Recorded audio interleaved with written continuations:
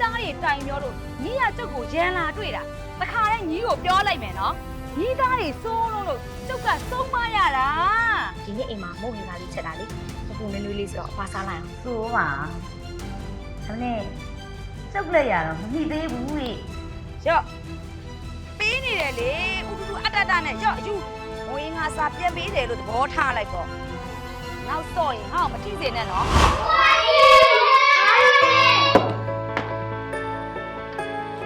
ကလေးတွေကအတူကအရင်လိုချင်နေကြတယ်အခုတော့အဖေကတ်နေတာပဲကြည့်လေ အဲ့ဒါကြရင်တကယ်ရောက်ပြီနော်ပေါ့ပေါ့အာပေါ်မတော့အိမ်မှာလာရင်းလာပေါ့လား လူကြီးကိုဘယ်လိုပြောနေရတော့